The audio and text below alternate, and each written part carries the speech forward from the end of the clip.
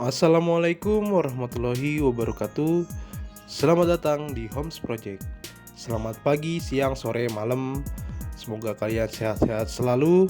Oke, mari kita bahas film yang akan kita bahas, yaitu Captain America: The First Avengers.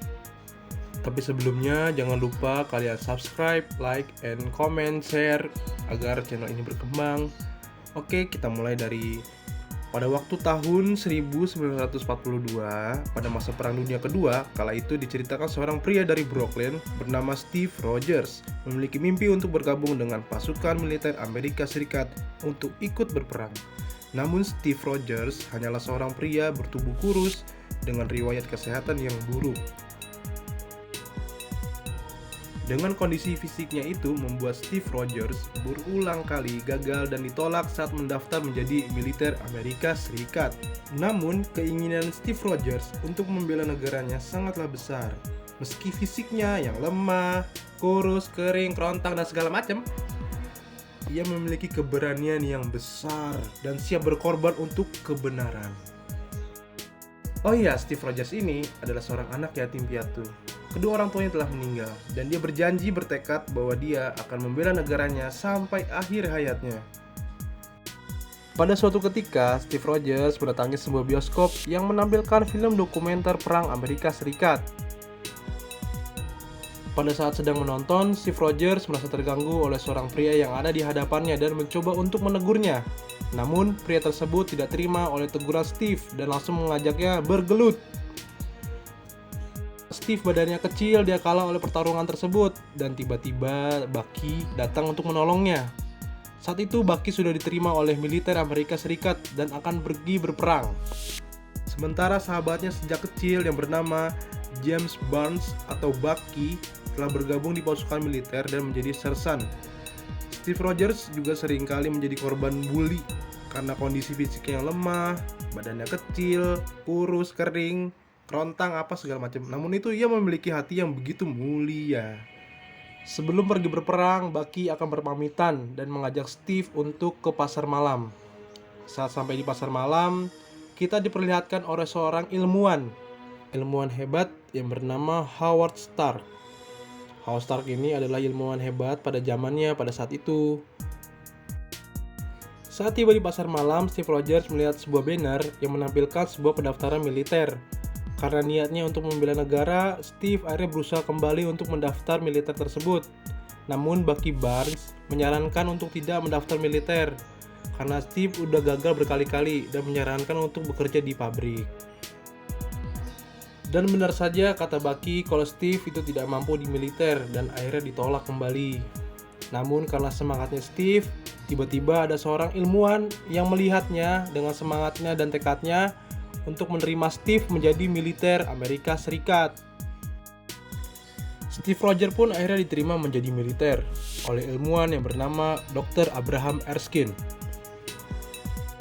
Sementara itu, musuh mereka, John Smith atau Red Skull bersama Dr. Arnim Zola yang bekerja untuk Nazi, tengah mempersiapkan sebuah senjata rahasia yang dibuat dari kekuatan sebuah kubus yang bernama Tesseract. Kita kembali lagi dengan Steve Rogers. Steve Rogers sudah sampai di camp pelatihan militer Amerika Serikat. Di sini kita akan diperkenalkan oleh agen perempuan yang bernama Peggy Carter dan Kolonel Phillips sebagai pimpinan di militer Amerika Serikat.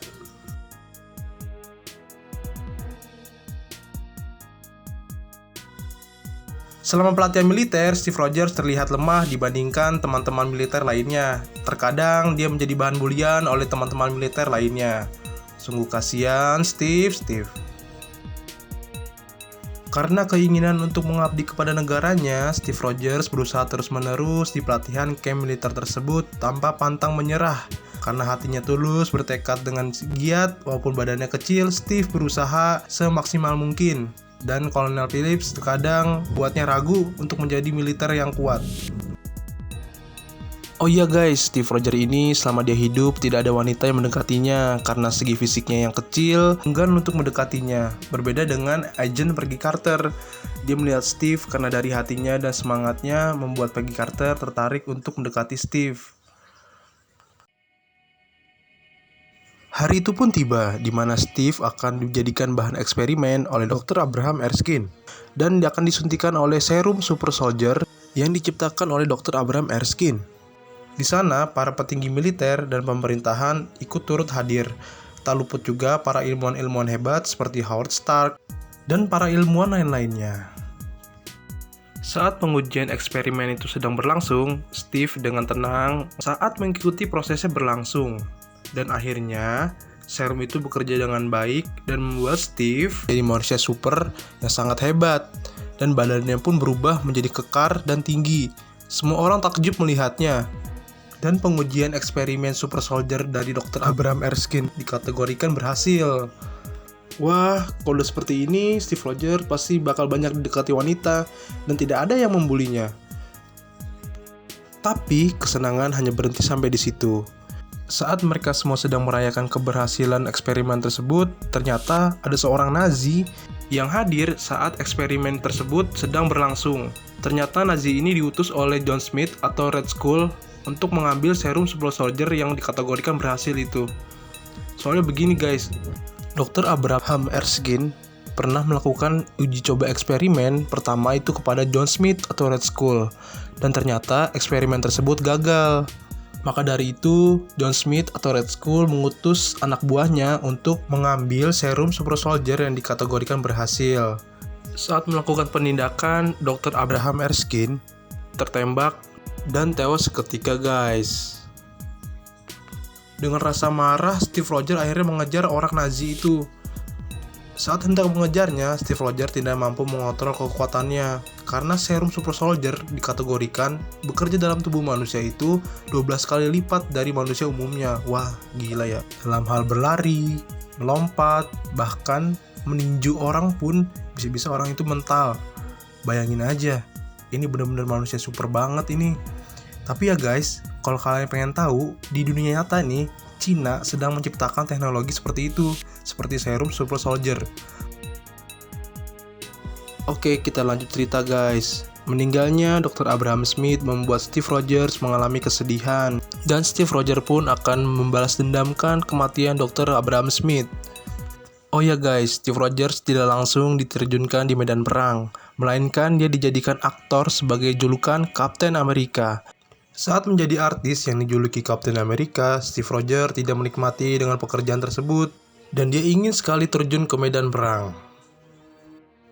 Tiba-tiba Steve mendapatkan kabar bahwa sahabatnya Bucky Barnes yang saat ini ditugaskan berperang bersama tim lainnya yang terdiri dari 200 orang dikabarkan disandra dan sebagian gugur oleh tentara Red Skull atau tentara Nazi. Steve yang mengetahui tersebut ingin menolong sahabatnya dan meminta izin kepada Kolonel Phillips untuk ikut ke medan perang. Namun, Kolonel Phillips tidak mengizinkan Steve untuk menolong sahabatnya. Kolonel meyakinkan bahwa Bucky telah gugur di medan perang.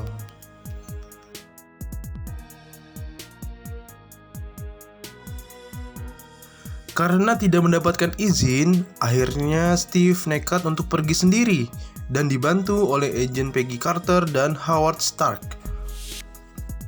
Steve yang sudah tiba di markas Red Skull dengan bermodalkan keberanian dan tameng properti dia show, akhirnya dia menemukan ratusan orang yang ditahan oleh tentara Red Skull dan sahabatnya dan membebaskan mereka semua dari pasukan Red Skull. Wah, keren juga nih orang. Dengan bebasnya mereka semua, Red Skull dan pasukannya kewalahan dan memutuskan pasukan Red Skull untuk mundur. Steve yang berhasil membebaskan lebih dari 500 orang dan membawa kembali ke markas militer Amerika Serikat, Kolonel Phillips dan orang-orang merasa bangga kepada Steve Rogers, dan Steve membawa sebagian senjata Red Skull.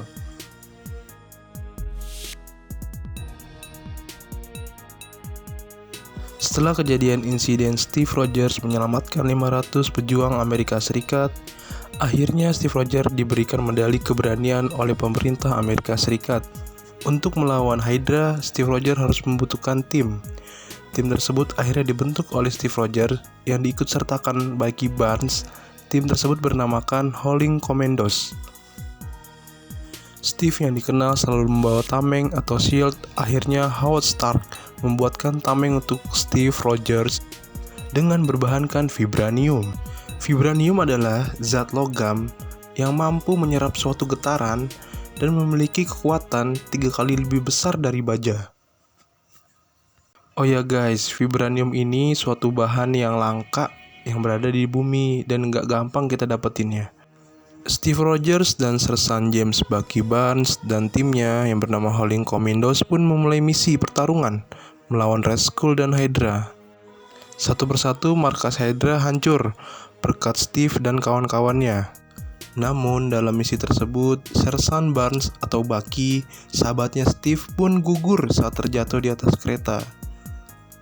Dengan gugurnya sahabatnya ini membuat Steve sedih dan terpuruk karena Bucky sudah dianggap keluarga oleh Steve Rogers.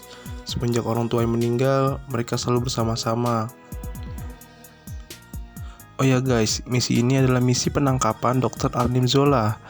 Dengan tertangkapnya Dr. Arnim Zola, Red Skull atau Hydra memperkuat pasukannya. Steve Rogers kemudian melanjutkan pertarungan seorang diri untuk melakukan pencegahan Red Skull dan pasukannya, karena mereka akan melakukan pengeboman seluruh wilayah Amerika Serikat, termasuk New York. Saat menuju pertarungan terakhir, Steve berjanji pada sang kekasih Peggy Carter untuk mengajaknya berdansa setelah selesai berperang. Namun Steve tidak bisa menepati janjinya tersebut. Di pertarungan terakhir, Steve Rogers mengorbankan dirinya dengan menjatuhkan atau menerjunkan pesawat yang membawa bom yang akan meledakkan seluruh wilayah Amerika Serikat. Dan akhirnya Steve Rogers beserta pesawatnya terjatuh di dalam es dan mengorbankan dirinya untuk terkubur di dalam es agar Tesseract dan kekuatannya bisa terpendam sehingga dunia bisa terselamatkan dari kehancuran. Dan tamat. Oke guys, terima kasih yang sudah menonton alur cerita film The Homs Project ini. Dan semoga kalian terhibur dan mohon maaf bila ada kekurangan. Dan jangan lupa untuk subscribe, like, dan komen. Dan di-share ya, agar channel ini berkembang dan makin berkembang. Oke, di akhir cerita 70 tahun kemudian, tubuh Steve Rogers ditemukan yang telah membeku, yang dipimpin oleh Nick Fury kemudian mengeluarkan tubuh Steve Rogers yang membeku. Steve pun kemudian kembali hidup dengan tubuh yang masih muda seperti dulu.